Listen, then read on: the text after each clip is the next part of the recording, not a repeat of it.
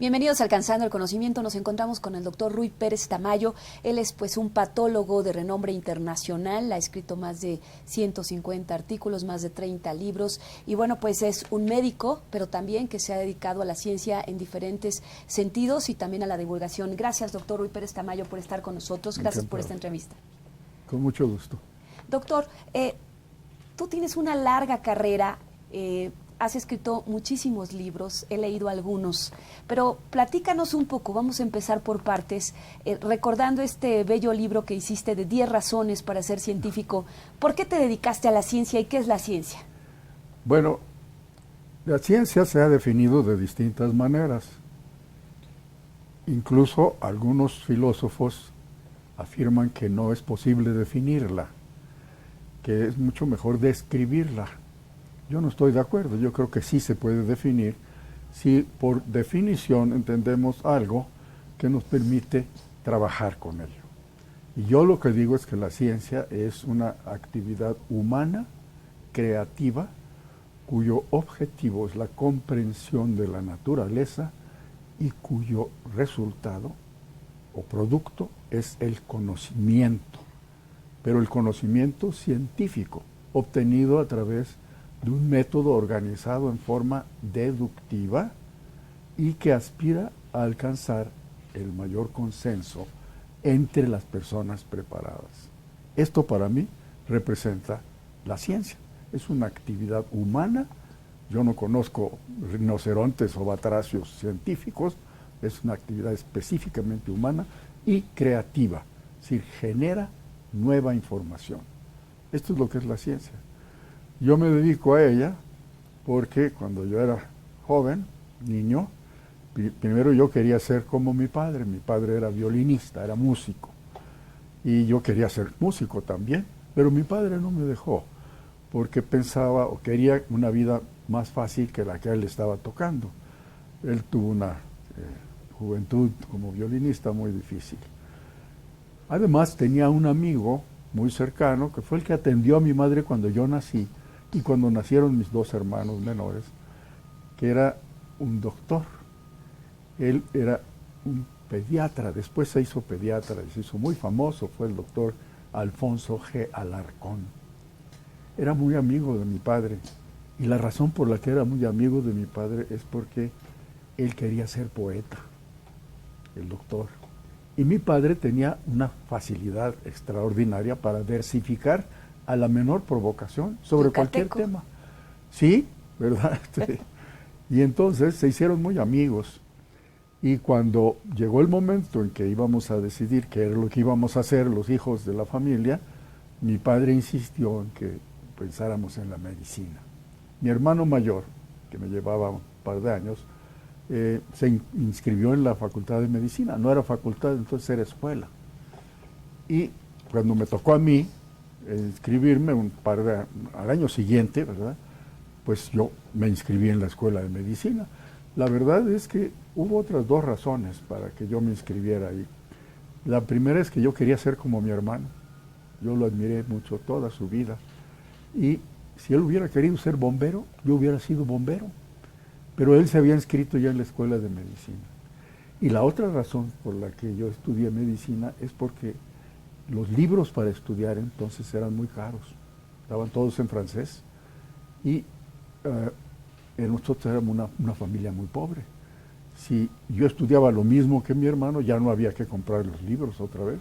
Y por esa razón mi hermano menor también estudió medicina. Fuimos 3 médicos con los mismos libros. Esto se podía hacer en aquella época, en 1943 más o menos, ¿verdad? Pero al mismo tiempo que yo, se inscribió en la Facultad de Medicina un muchacho yucateco de mi misma edad, que se llamaba Raúl Hernández Peón. Era hijo de un médico. Y él sí, ya sabía lo que quería hacer desde que era chico. Él quería ser un médico, pero ser científico. No un médico de los que ven pacientes, sino de los que trabajan en laboratorios. Y su papá ya le había construido un pequeño laboratorio en el sótano de su casa. Y en ese Raúl ya hacía experimentos de fisiología. Él anestesiaba a un gato, lo amarraba a una mesita de cirugía para animales, le operaba, le ponía una cánula en la arteria carótida, le medía la presión arterial, la respiración, la temperatura, una serie de cosas fantásticas. Le estimulaba los nervios alrededor de un riñón. Bueno, era ya todo un investigador. A los pocos semanas de que nos conocimos, nos hicimos amigos inmediatamente, gravitamos el uno al otro, porque en primer lugar nos hicieron las novatadas juntos, y en segundo lugar, era yucateco y yo también, ¿verdad? Aunque yo nací en Tampico, pero mi familia toda era de Yucatán. Y entonces me invitó a su casa a verlo trabajar. Y yo fui por pura curiosidad. Y aquello me pareció fantástico, extraordinario. Verlo trabajar, bueno, empecé a aprender todo lo que él sabía, desde cómo cazar gatos en las azoteas de las casas de la colonia Roma, donde él vivía en las noches, ¿verdad? Porque no podíamos comprar los gatos, entonces los teníamos que cazar. Y luego cómo llevarlos al laboratorio, anestesiarlos, operarlos y empezar a entender algunas cosas que queríamos aprender de la fisiología. Tuvimos el apoyo de un profesor de fisiología, el doctor Efrén del Pozo, que nos enseñó algunas cosas, nos dirigió algunos experimentos, nos corrigió algunas de las cosas que estábamos haciendo. Y cuando yo estaba en tercer año, escribí mi primer artículo científico con Raúl Hernández Peón, lo presentamos en un congreso de urología y después lo mandamos a publicar y se publicó. Y cuando yo era estudiante de medicina, durante el día iba yo a clases, pero en las noches y los fines de semana yo empecé a ser investigador científico desde que era estudiante. En el tercer año, mi hermano me recomendó que me inscribiera yo con mi maestro, el doctor Isaac Costero. Él era profesor de la materia que se llamaba Anatomía Patológica y Práctica de Autopsias. Él era un transterrado, un español refugiado que había llegado a México en 1939.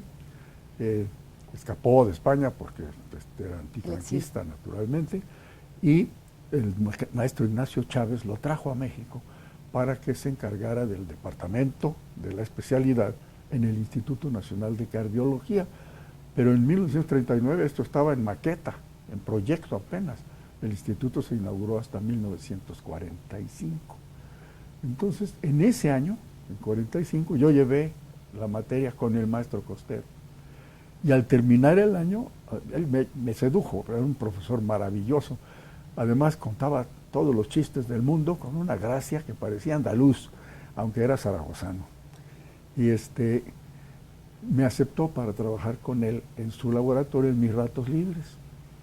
Él y otros compañeros también los aceptó, tenía 4 sitios para esto, autorizados por el doctor Chávez, y yo empecé a estudiar la especialidad cuando era estudiante de medicina también. Empecé a dejar de ir a trabajar todos los días con Raúl, pero con las nuevas técnicas que yo aprendía con mi maestro pude agregarle otras formas de estudiar a las preguntas que nos hacíamos Raúl y yo. Raúl ingresó a trabajar con otro profesor, con el doctor Arturo Rosenbluth, en un laboratorio también en el Instituto Nacional de Cardiología, un laboratorio que tenía muchas más facilidades y permitía hacer experimentos mucho más complicados. También se trabajaba ahí con gatos. Había un gran letrero en el laboratorio que decía, en este laboratorio, el único que siempre tiene la razón es el gato, ¿verdad? Y eso es algo que nunca he olvidado. Yo me dediqué entonces a hacer investigación con el maestro Costero, utilizando técnicas morfológicas, y al término de la carrera, cuando terminé la carrera, llevaba yo ya 4 años trabajando con el maestro, él me ayudó a conseguir una beca y me fui a Estados Unidos 2 años a completar mi preparación como especialista en patología. Aprendí muchas cosas muy diferentes en Estados Unidos y cuando regresé quise empezar a hacerlas y no había dónde. No había un sitio en donde yo pudiese trabajar en lo que yo decía patología experimental. Es decir, ¿No existía la patología experimental aquí en México? No existía, no se hacía, ¿verdad? Era una disciplina híbrida en que no solamente me preguntaba yo cómo se ve la enfermedad, sino cómo se produce, cuáles son sus mecanismos. Y para eso había que hacer experimentos, que yo había aprendido con Raúl, ¿verdad? Y que seguía haciendo cuando trabajé en Estados Unidos. Entonces, lo que hice fue venir a este hospital, al Hospital General, y conseguir un donativo de la Fundación Kellogg, que fue la que me dio la beca para irme a Estados Unidos, para montar un laboratorio de patología en el Hospital General. Ya existía un laboratorio que había creado mi maestro, el doctor Costero, pero era fundamentalmente morfológico, ¿verdad? Y yo quería hacer cosas experimentales. Entonces establecí un laboratorio que se llamó primero Unidad de Anatomía Patológica, era lo que se hacía, ¿verdad? Pero pronto incorporé a agentes que trabajaban en microbiología y en parasitología, especialidades que eran muy importantes por la frecuencia del tipo de enfermedades que había en los pacientes de este hospital, que todavía las hay, por cierto. Y entonces ya no le quedaba el nombre de anatomía patológica, porque era más amplio. Y entonces se transformó en la unidad de patología. Utilicé el término anglosajón, que es genérico y que se refiere al estudio de las causas, de los mecanismos y de las consecuencias de las enfermedades. Esa era nuestra función. Y para eso trabajábamos con los pacientes de este hospital, pero como miembros de la Facultad de Medicina. Éramos profesores de la Facultad de Medicina trabajando en el hospital. Y así trabajé 15 años consecutivos, hasta que el laboratorio, que empezó con 4 estudiantes y un servidor, tenía 122 miembros. Y la capacidad mía para manejar las cosas administrativas, pues me obligaba a no poder trabajar en el laboratorio. Yo me pasaba casi todo el día firmando papeles, yendo a juntas, estableciendo contactos, etcétera, para que el laboratorio pudiera trabajar. Y entonces decidí irme del laboratorio a un sitio donde yo pudiera hacer investigación yo. Afortunadamente encontré un lugar en el Instituto de Investigaciones Biomédicas, en la UNAM, cuyo director era compañero mío de generación, mi amigo, el doctor Guillermo Soberón. Él era el director del instituto, él me aceptó, me dio un espacio y me llevé parte del equipo que había yo conseguido en distintos donativos, y ahí me puse a trabajar yo personalmente en investigación. Y estuve 10 años ahí. ¿Qué encontraste ahí en ese tiempo? Bueno, trabajábamos fundamentalmente en la estructura, los mecanismos de incorporación y de manejo de los esqueletos que constituyen los tejidos, los órganos, ¿verdad? Nosotros pensamos en el hígado y pensamos que tiene células hepáticas, pensamos en el riñón, tiene tubos renales, pero ¿cómo se sostienen esas estructuras? ¿Cómo están mantenidas? Pues tienen un esqueleto, y ese esqueleto está formado por las mismas sustancias, las mismas proteínas en todas partes. Es un esqueleto que es elástico, es plegable, no como el esqueleto de huesos, que es inflexible, que es rígido. Entonces yo estaba interesado, mi esposa y yo, que trabajaba conmigo, estábamos interesados en el estudio del metabolismo, de la manera como se recambia el esqueleto de los distintos órganos. A ese esqueleto se le llama, en términos genéricos, tejido conjuntivo. Bueno, nosotros trabajábamos en la bioquímica, la inmunología, ahora en la biología molecular del tejido conjuntivo. Y en eso trabajamos pues 50 años, más o menos. Tengo un libro sobre eso, publicamos más de 100 artículos al respecto y contribuimos ciertas informaciones que después fueron aceptadas a nivel internacional, etcétera. Era un área de trabajo extraordinario. Aprendí a hacer microscopía electrónica, cosa que no sabía yo hacer, pero la aprendí. Aprendí inmunología también, obtuve un doctorado en el Politécnico, aprendí biología molecular, en fin, todas las técnicas que se necesitaban para contestar las preguntas que nos hacíamos en relación con distintos aspectos del tejido conjuntivo. En eso trabajé 10 años en el Instituto de Investigaciones Biomédicas. Y después fui al Instituto Nacional de la Nutrición, hoy Instituto de Ciencias Médicas y Nutrición, doctor Salvador Subirán. Ahí estuve otros 10 años. Fui porque me invitó el doctor Subirán a que yo dirigiera el departamento de patología del instituto. Cuando el doctor Subirán me invitó, yo le dije, maestro, es que yo me salí del Hospital General porque yo quería tener tiempo para hacer investigación. Y el maestro Subirán me dijo, ¿cuántas camas tiene el Hospital General? 2000, dije, yo eran las que tenía, ¿verdad? Dice, ¿cuántas camas tiene el instituto? 120. Ahí el trabajo de asistencia, el trabajo de hospital es muy reducido. Y vas a tener tiempo para hacer investigación y yo te pongo un laboratorio para que hagas investigación y estoy de acuerdo y te apoyo para obtener donativos, etcétera. Y yo me fui a nutrición y estuve otros 10 años ahí, hasta que llegó el director de entonces de la Facultad de Medicina y me dijo, maestro, quiero que usted se venga otra vez a la facultad a establecer un departamento de patología experimental, que no tenemos. Entonces yo me fui a la facultad, dejé nutrición, regresé a la facultad y el departamento que se estableció fue de medicina experimental, porque nos cambiamos a la facultad de medicina, no solamente mi equipo y yo, sino otros investigadores que estaban interesados en distintos aspectos de la enfermedad. Hay 7 grupos en este departamento, algunos trabajan con otros tipos de parásitos como la leishmania o tripanosomas, otros trabajan con amibas, como yo también, otros trabajan con problemas de cáncer, etcétera. Hay distintos grupos, entonces ya no es nada más patología experimental, ahora ya es medicina experimental.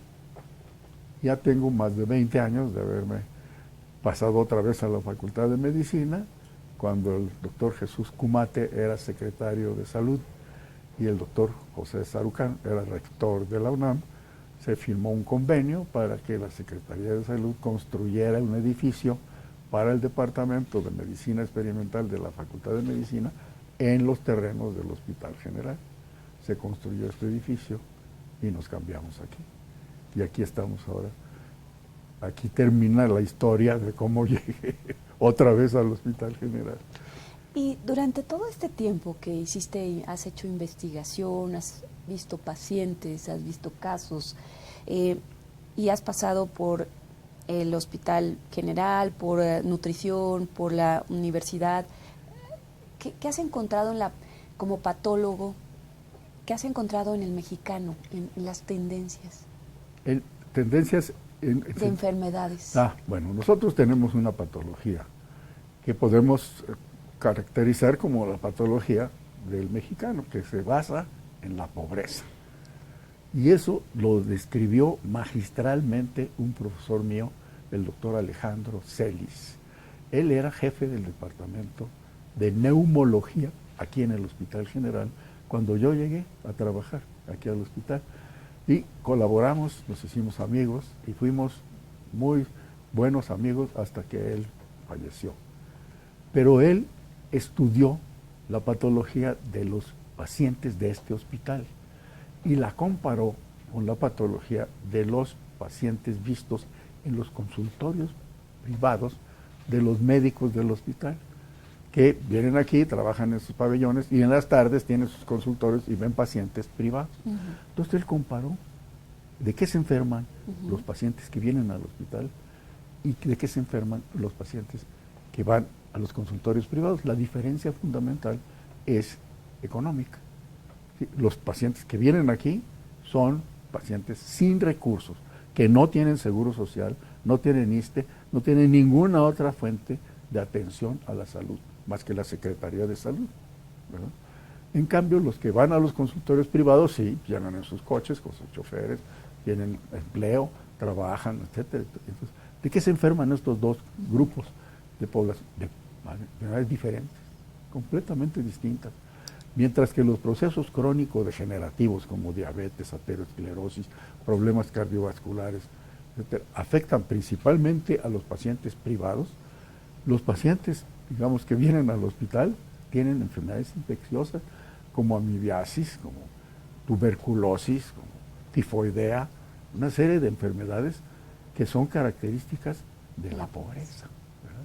Si estas gentes tuviesen un ambiente sanitario, agua potable, comida suficiente para comer por lo menos 2 veces al día, ¿no? Y ingresos suficientes para poderse cuidar, tendrían la misma patología que la gente que lo tiene.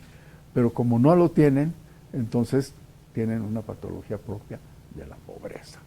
Alejandro Celis y el doctor Nava, un colaborador de él, hicieron un artículo que se llama La patología de la pobreza y lo publicaron en la revista médica del Hospital General. Habían invitado a don Alejandro a que diera el discurso del 23 de octubre, el Día del Médico, en presencia del presidente Echeverría. Esto ocurrió en los 70s.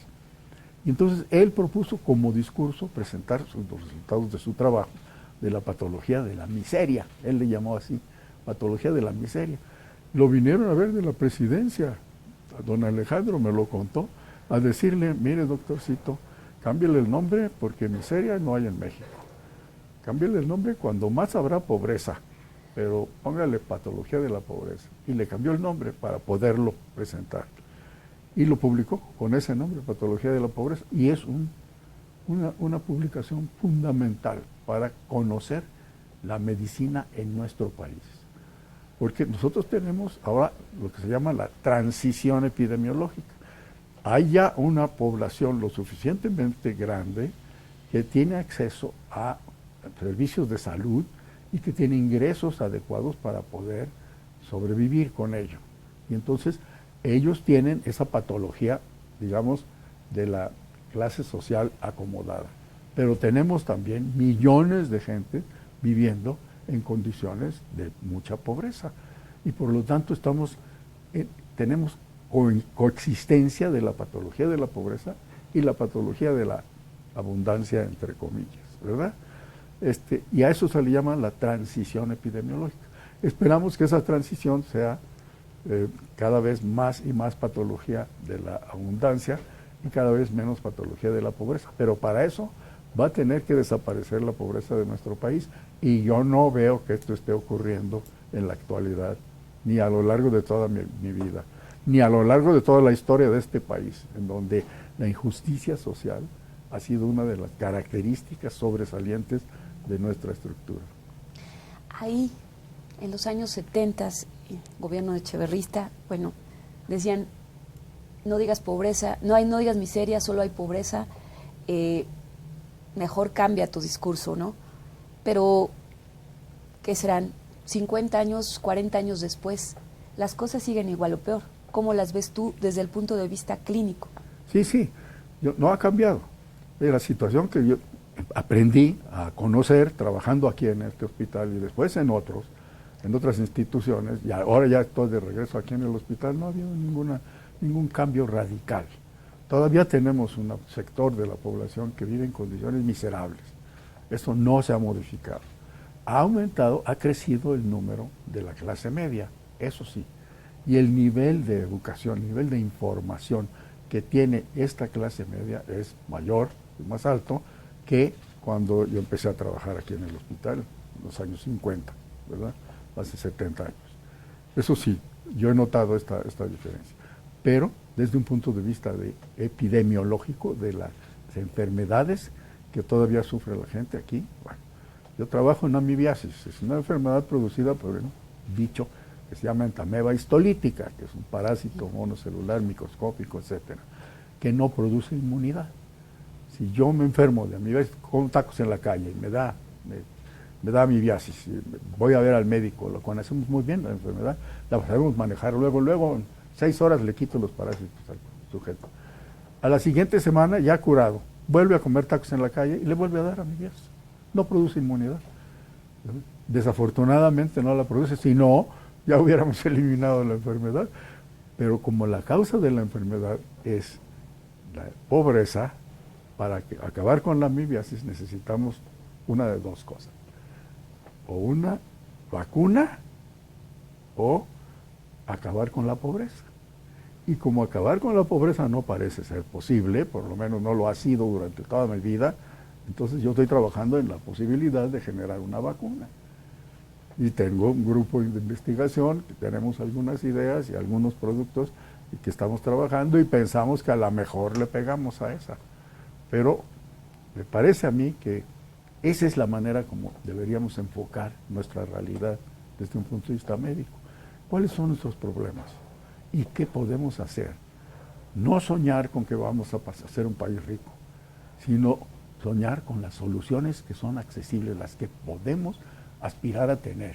Y esa viene del conocimiento, viene de tener mayor información, de saber mejor, de saber más. Y para eso se necesita hacer ciencia, porque el conocimiento proviene de la ciencia. Aquí tocas un punto muy importante.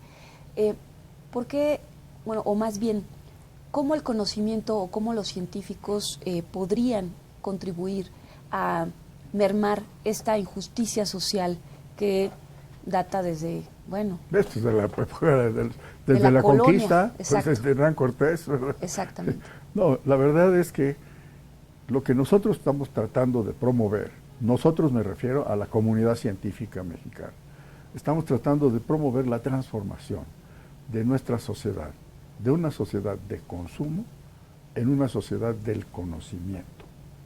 Nosotros ahorita somos una colonia de las gentes que saben cómo hacer las cosas. Nosotros no las sabemos hacer y por lo tanto las tenemos que adquirir de aquellos que sí las saben hacer. Entonces ahorita somos una colonia, no una colonia militar, no es un ejército el que nos domina, es el conocimiento que algunos países tienen y nosotros no. Y lo que necesitamos es incorporar el conocimiento a nuestra cultura, ¿sí?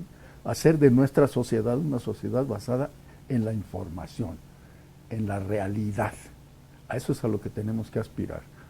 Y para eso es la universidad y el Politécnico y el Cinvestav y todas las instituciones que están trabajando en generar y ampliar y difundir el conocimiento, tratando de mejorar la información que tiene la gente para que aprenda a vivir en forma más saludable. Eso es todo. Me parece a mí que eso es lo que podemos hacer. Y eso se hace con una sola palabrita: trabajando. Hay que trabajar todo el día, todos los días, ¿sí?, en mejorar la información que poseemos. Pues yo he sido un profesor toda mi vida y lo sigo siendo, ¿verdad? Y creo que esta es una de las funciones que debemos desempeñar los que somos profesionales de la generación del conocimiento, es divulgar el conocimiento, ¿verdad?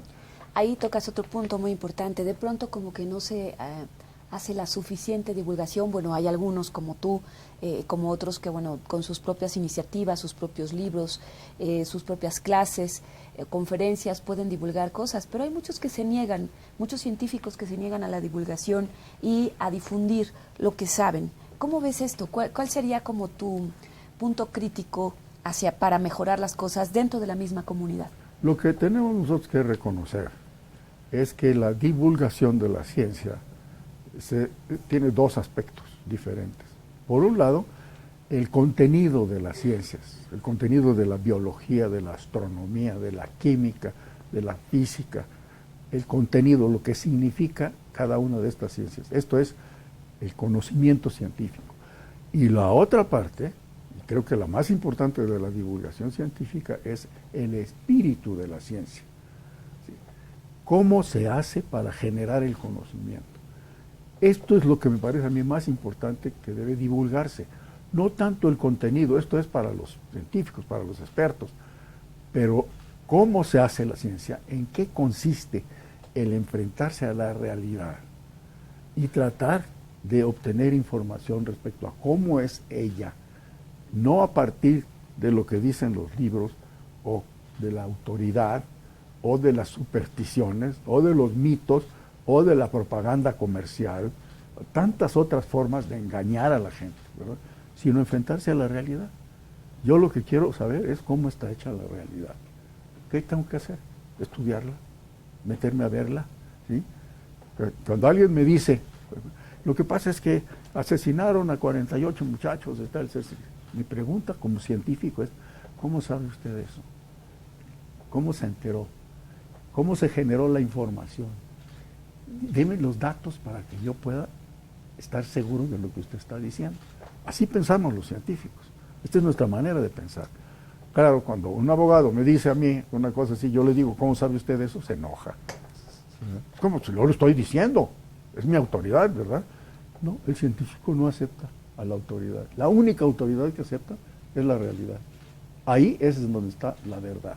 Si queremos conocer cómo son las cosas, tenemos que enfrentarnos a la realidad, no a la autoridad, a los libros, a los mitos, a las supersticiones. Pero nuestro país tiene una gran tradición religiosa, Ajá. enorme, ¿verdad? ¿Qué hacemos? Que va Trabajar. relacionada con la pobreza. Tenemos que trabajar precisamente para eso, para divulgar el espíritu científico. ¿En qué consiste? En el escepticismo. Eso es todo, ¿verdad? Cuando alguien me dice a mí, es que va a temblar, ¿verdad? Le digo, "Ay, ¿cómo sabes que va a temblar? A ver, ¿dónde están los datos?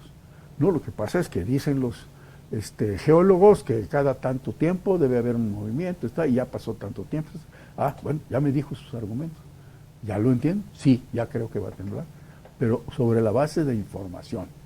No sobre la base de que, no, lo que pasa es que aquí dice en este libro, que es un libro sagrado, ¿verdad?, que va a temblar y por lo tanto va a temblar. No, eso no lo acepto hasta que no tenga pruebas definitivas, basadas en la realidad. Ese es lo que es el espíritu científico. Si nosotros logramos convertir a un sector de la población que sea accesible a través de la educación a esta forma de pensar, nos vamos a ir transformando poco a poco de una sociedad de consumo a una sociedad del conocimiento. ¿Por qué llegamos tan tarde a la sociedad? ¿Por qué estamos llegando tan tarde? Hay argumentos de dos tipos, históricos, que son los más importantes de todos, ¿verdad? Porque a nosotros nos conquistaron los españoles. Y España, durante el siglo XVI, cuando llegó Hernán Cortés aquí, acababa de cerrarle las puertas en las narices al Renacimiento. La Ilustración. Había habido la reforma religiosa con Lutero y los protestantes, y España se había declarado campeona de la Iglesia católica, apostólica y romana, y creó la Santa Inquisición. Y entonces se opuso a todo lo que constituyó el Renacimiento europeo.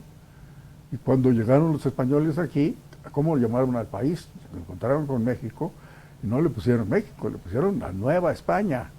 Y lo vamos a hacer como la España de donde venimos, así vamos a hacer el nuevo país.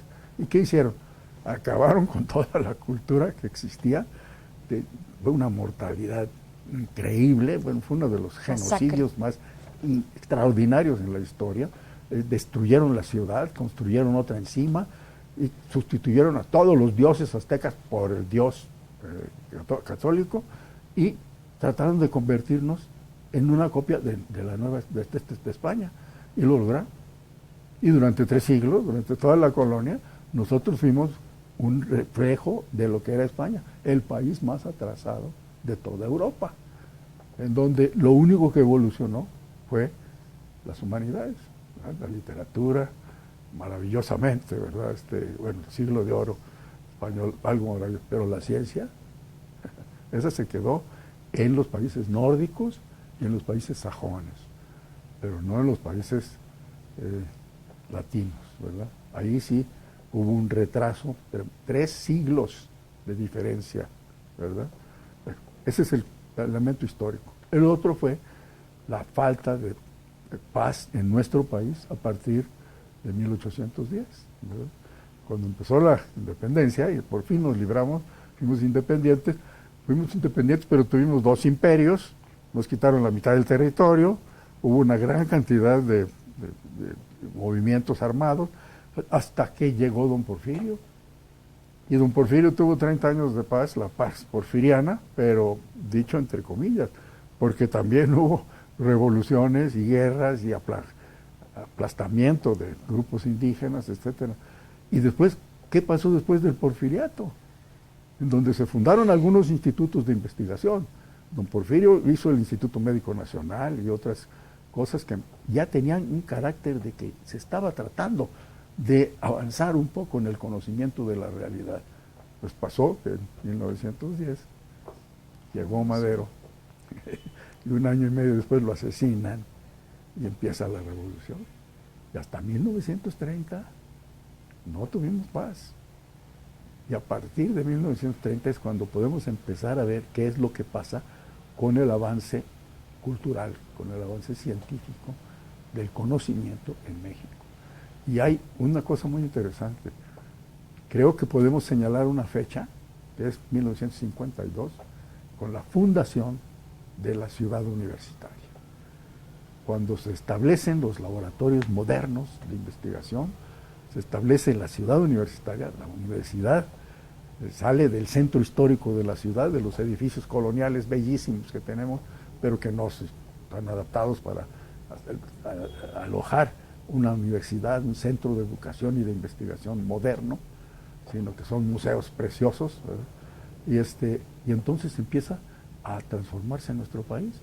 Y en los últimos 50 años del siglo XX, de 1952 al año 2000, es cuando nosotros dimos un salto cuántico en progreso de un punto de vista técnico. Antes no, antes estábamos igual que los países subdesarrollados del Centroamérica, etc. Estábamos en la vil época previa a la transformación tecnológica. Y tenemos 70 años de haberlo hecho, apenas, en nuestro país. Pues no lo hemos hecho mal, porque si vemos cómo estamos ahorita y nos comparamos a cómo estábamos en 1900, en esos 100 años, ¿verdad? En 1900 no había nada, pero de nada, ¿verdad? Había unos cuantos gentes que decían que eran científicos, y eran excepciones, pero eso eran excepciones. Y todo lo que se decía que era ciencia era copiar lo que hacían los franceses, ¿verdad? Se traducían las cosas del francés, se publicaban en México y se decía, nosotros lo hicimos. Ahora no. Ahora ya tenemos una comunidad científica muy pequeña. Muy. México tiene menos de un investigador por cada 10,000 habitantes. Es muy poco. ¿Cuántos tiene Alemania? 49 por cada 10,000 habitantes. ¿Cuántos tiene Suecia? 61. Así está la diferencia. Nosotros no llegamos a uno, y los países en los cuales la calidad de vida del ciudadano promedio es aceptable, ¿verdad?, tienen 100 veces más. Lo que necesitamos nosotros es parecernos a ellos, ¿verdad? Ya dejar de parecernos a aquella España del siglo XVI y tratar de parecernos a la Noruega del día de hoy, ¿verdad? Tenemos los medios, somos la misma especie, somos el mismo animal, tenemos el mismo cerebro, ¿verdad? Lo único que necesitamos es un cambio de nuestra estructura mental. Ahí, en el cambio de la estructura mental, pareciera que hay muchas barreras, pareciera que hacen falta más políticas públicas, hace falta más inversión, pero también hace falta en la percepción del ciudadano que los científicos son valiosos, porque los ciudadanos de pronto dicen, bueno, esos científicos están gastando el presupuesto y no están haciendo nada, porque yo ciudadano no recibo nada. Es como todo un engranaje que es necesario para cambiar esa estructura mental. Sí, lo que es necesario es información, porque esa forma de pensar es equivocada. Lo que estamos haciendo sí es muy importante para el ciudadano, aunque él no lo percibe porque no tiene la capacidad para darse cuenta de a dónde lleva la generación del conocimiento. Lo que tenemos que hacer es informarle. Es cierto que no tenemos suficientes programas de suficiente duración, apoyo oficial, acaban de hacer un recorte tremendo a los presupuestos relacionados con la educación y con la investigación. A CONACYT le dieron un golpe terrible. En fin, estas cosas están ocurriendo, las estamos viviendo nosotros. El público no se da cuenta, porque no sabe que existe la ciencia, para qué sirve y qué hacen los científicos, ¿verdad? Y es una de las razones por las cuales hay aquel famoso dicho: ¿habrá alguien tan pobre y mísero como yo? Porque iba comiendo hierbas, ¿no? Y él halló la respuesta cuando volteó y vio que otro sabio iba comiendo las hierbas que él despreció. ¿Sí? Sí, el sabio se caracteriza por ser un ser miserable. Él tiene que ser pobre. Para ser buen científico, tiene que ser pobre. Y por lo tanto le vamos a pagar mal. Y los sueldos de los científicos no se comparan con los sueldos de los banqueros o de los diputados, etcétera, etcétera, o de los funcionarios, ¿no? No, el científico tiene que buscar cómo hacerle para que su familia no esté de este lado de la desnutrición, ¿verdad? Tiene que buscar varias chambas y hacer investigación en los ratos libres. Y a veces no tiene muchos, entonces no puede hacerla bien, o no puede hacerla todo el tiempo, en fin.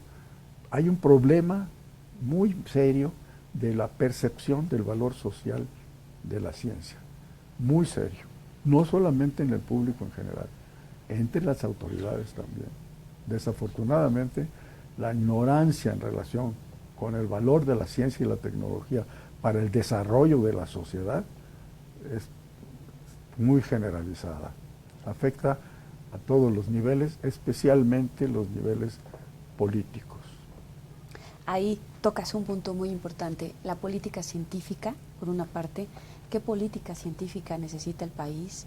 Y bueno, luego paso a la siguiente pregunta. Bueno, hay que ver esto. ¿Qué pasó al final de la Segunda Guerra Mundial? Son dos países, Alemania y Japón. Estaban invadidos, destruidos, con la pérdida de toda una generación joven, ¿verdad?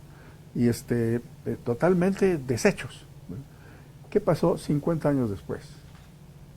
50 años después, de 45 a 95. Son grandes potencias. Eran dos de las primeras potencias mundiales.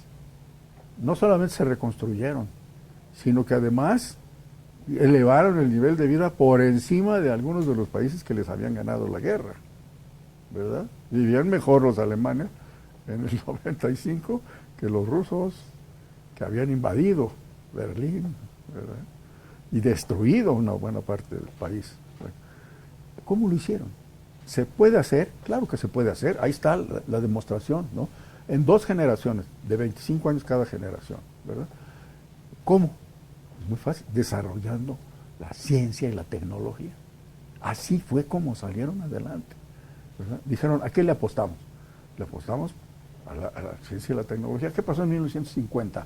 Cuando Corea se dividió en 2 países, después de la guerra de Corea, Corea del Norte y Corea del Sur. Corea del Norte se quedó con toda la industria, todas las fábricas. Corea del Sur se quedó con nada. ¿Y qué hicieron los coreanos?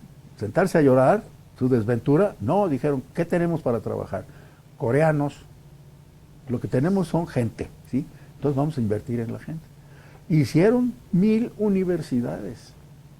1000 universidades. Mandaron a todos los coreanos que tenían edad y posibilidades fuera, a que aprendieran cómo se hacen las cosas. Y los regresaron a su país. Y se transformaron en Corea del Sur, lo que es ahorita. El automóvil que yo manejo es coreano. Viene de allá, de Corea del Sur. Se invirtió entonces en el desarrollo de la sociedad, en el desarrollo de la gente. Y la gente aprendió a hacer cosas, regresó a Corea y empezó a hacerlas. Y ahora nosotros las estamos consumiendo, ¿sí? Lo que nosotros tenemos que hacer es eso, invertir en la gente. ¿Sí? No recortar el presupuesto de la Secretaría de Educación. No, recortar el presupuesto del Ejército y aumentar lo que ganan los maestros y darles mejor instrucción a los maestros, porque ahorita es un desastre. Los problemas que tenemos en la educación son de un primitivo increíble, ¿no? Y es un problema de información, de educación. Entonces lo que tenemos que hacer es apoyar a la educación, pero apoyarla en serio y meternos a eso. Un país que tenga un solo tema, ¿verdad?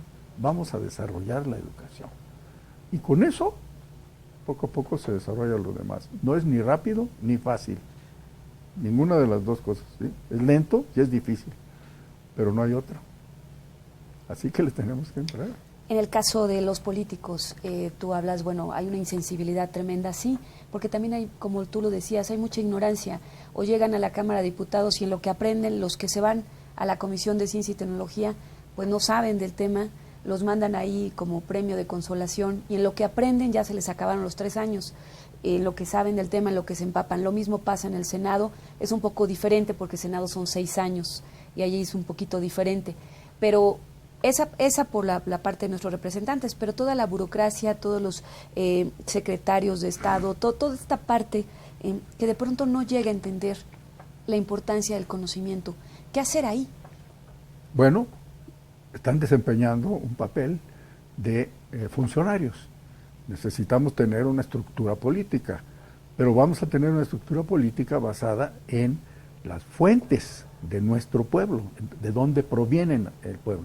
Proviene de una masa que se caracteriza por su ignorancia, por su impreparación. ¿Qué dicen los candidatos? ¿Cómo se promueven para que nosotros votemos por ellos para diputados? Honestidad a toda prueba. ¿Qué quiere decir eso? ¿Cómo van a convencer a la gente que vote por él? Un señor que dice que es honesto a toda prueba. ¿Sí? O trabajo decente. Por amor de Dios, ¿con quién están hablando? ¿A quién se están dirigiendo? Se están dirigiendo al pueblo, porque saben que ese es el nivel. ¿Sí? En lugar de presentar un proyecto de trabajo, miren, si ustedes votan por mí, yo voy a promover que se les pague mejor a los maestros, etcétera, etcétera. En lugar de enfrentarse a los problemas, se enfrentan a la ignorancia. ¿Y cómo se enfrentan? Con ignorancia, porque provienen de ahí, ¿verdad? El día que nosotros exijamos cierta capacitación técnica para nuestros funcionarios, va a ser un día de fiesta, ¿verdad? Porque van a tener que saber a qué se refieren, en qué se están metiendo y qué se necesita para poder hacerlo bien. Ahorita no tenemos eso, nada. Un soldado de primera clase en el ejército mexicano, a quien se le expulsa por el uso, por ser un mal hablado, ¿verdad? Puede ser candidato a diputado y llegar a diputado. No tiene ninguna limitación, ninguna, ¿verdad? Por eso ve uno que llegan gentes a las subsecretarías o a veces hasta más alto, ¿verdad? Que están en un nivel de desinformación, pero verdaderamente por sentarse a llorar. Yo he estado en varias ocasiones en la Cámara de Diputados, en la Cámara de Senadores, nos han invitado a hablar de bioética y de problemas de aborto y trasplantes de tejidos y cosas que requieren tener información y los senadores no la tienen. Entonces lo reconocen y nos invitan. Y vamos, 4 o 5 miembros del Colegio de Bioética, etcétera, a hablar con ellos. ¿Y qué pasa?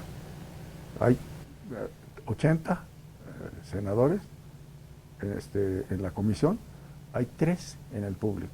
Y 2 de ellos están con el teléfono hablando mientras nosotros estamos explicando las cosas que se supone van a aprender para después poder discutir y votar de manera inteligente. Esto nos ha pasado, ¿verdad? Pero por lo menos ahora ya nos están invitando. Por lo menos. Por último, doctor, ya para despedirnos, ¿qué le dices a todos los jóvenes? ¿Qué le dices a todos los jóvenes científicos? Y bueno, pues a todas estas personas que podrían ser esa moneda de cambio para los próximos años hacia el conocimiento. Pues por eso escribí el librito 10 razones para ser científico. Con él pretendo estimular a aquellos que están en la edad de todavía no decidir, ¿verdad? O decidir qué van a hacer con su vida, mostrándoles qué representa ser científico en nuestro país el día de hoy y cómo sería su vida si lo hacen. Termino diciendo que no es una forma de hacerse rico ni tampoco de alcanzar mucho poder, pero sí es una forma de vivir contribuyendo en la medida en que sean capaces a mejorar la calidad de vida de toda la sociedad mexicana. Gracias.